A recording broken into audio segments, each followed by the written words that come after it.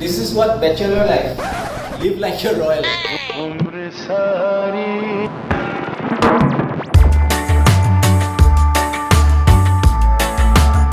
নমস্কাৰ বন্ধুসকল, welcome back to my channel Banjara Chris.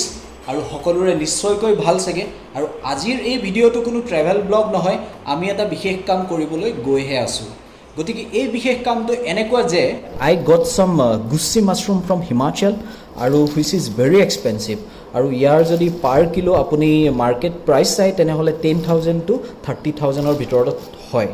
কিন্তু মই এইটো গিফ্ট পাইছোঁ, গতিকে আজি এইটো বনাম মই। আৰু it's gonna be my first time attempt to prepare this mushroom. তো চাওঁ কেনেকুৱা লাগে বনাই। আৰু আপোনালোকে যদি কিবা ৰেচিপি জানে তেনেকৈ প্লিজ কমেণ্ট কৰিব, ঠিক আছে? চ' লেটছ এনজয় দিছ প্ৰিপেয়াৰেশ্যন। এই প্ৰিপেয়াৰেশ্যনটো বনাওঁতে মই স্পেচিয়েল ইনভাইট কৰি আনিছোঁ কেইজনমানক, আৰু যিকেইজন বেচিকেলি হিমাচলৰ পৰাই। এজন আৰু এজন দেখিছেনে? এহেঁতি দা গোটাই লৈ ৰেডি হ'ল। ইয়াৰ যিডাল ঠাৰি আছে, দণ্ডি আছে না, সেইডাল প্ৰথমতে আমি আঁতৰ কৰাব লাগিব। আৰু যিহেতু মাৰ্কেটৰ পৰা আহিছে, এইটোক প্ৰথমে আমি গৰম পানীত চক কৰি ল'ম। Welcome to my kitchen. বহুত মেচি হৈ আছে, চৰি ফৰ দিছ। এনেকৈ আৰু আমাৰ লাইফ, ঠিক আছে? আৰু ফাৰ্ষ্ট অফ অল আমি এইটোক চক কৰিম, যাৰ কাৰণে পানী গৰম হৈ আছে। আৰু এইটো এক্সট্ৰা এনাৰ্জি, গাখীৰ ই খাই, মই নাখাওঁ।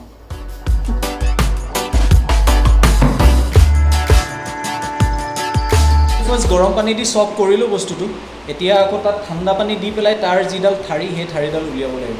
গতিকে এই অভিযান গৈ আছে।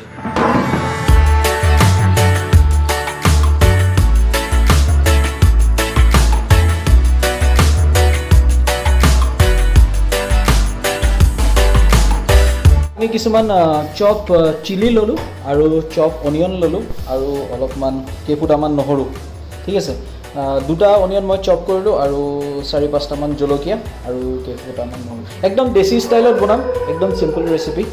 আৰু এই চপিং বৰ্ডখন যে লেতেৰা দেখিছে, আচলতে লেতেৰা নহয়। ইয়াত আমি গৰম কুকাৰ বা কিবা ৰাখি দিয়াৰ কাৰণে এনেকুৱা অৱস্থা, কিন্তু লেতেৰা নহয়, ভালেই এখন। এই মাছৰুমটো বনোৱাৰ আগতে ভালকৈ ধোৱাটো বহুত জৰুৰী, কাৰণ এইটো ৱাইল্ড হয়।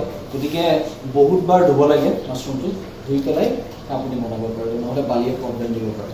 গতিকে আমি অলমষ্ট ৰেডি, আৰু একদম চিম্পল ৰেচিপিত বনাম, বেছি একো নিদিওঁ। বাছ জলকীয়া, পিঁয়াজ, নহৰু আৰু অলপমান মছলা ইউজ কৰিম, ডেটছ অল।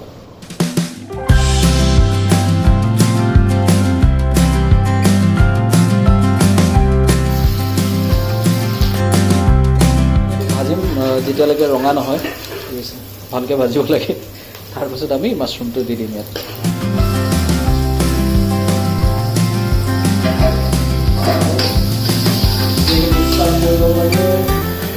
বক্কাৰা বনাইগা লাগে, বক্কাৰা। আৰু এই হিচাপত আমি এচামুচ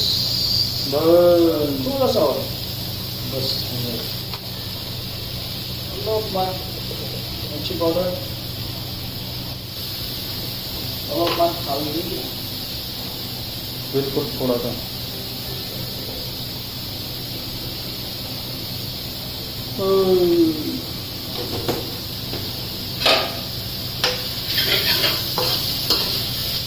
কেতিয়াও ঢাকন দি পেলাই সিজাব নালাগে। বস্তুটো অপেনলি সিজাব লাগে, নহ'লে স্মেল আহিব পাৰে। আৰু জুইটো একদম কম পৰিমাণে ইউজ কৰিছে। This is what bachelor life, live like a royal. ঠিক আছে, দিছে কিমান কষ্ট। সেইফালে মাছৰুম বনি আছে, আৰু এয়া আটা লগাই আছে ৰুটিৰ কাৰণে। বাছ ডিনাৰ একদম মজেদাৰ হ'ব লাগে, যেনেকুৱা হওক।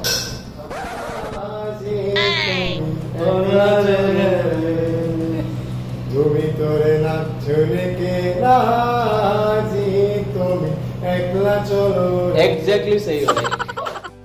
Preparation is ready. You can see it's looking super delicious. এতিয়া গম নাপাওঁ কেনেকুৱা লাগিব খাই। লগত আছে আমাৰ এগ ভুৰ্জি, আৰু বাছ পিঁয়াজ, সেয়ে।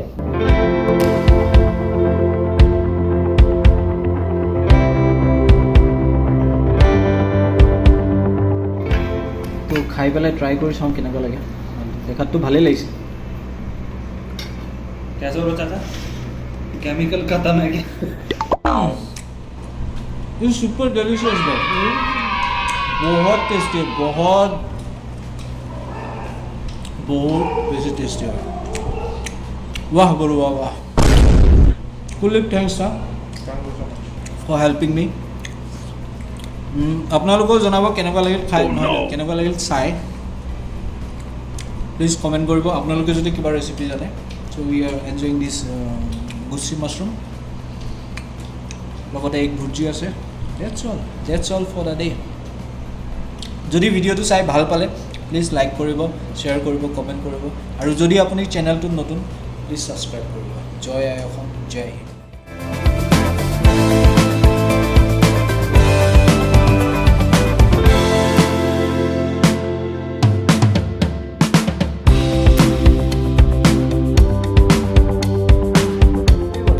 चाचा कैसा लग रहा है खा के? एक नंबर केमिकल, एक नंबर सही है। सही है केमिकल, बिल्कुल सही है। ओके।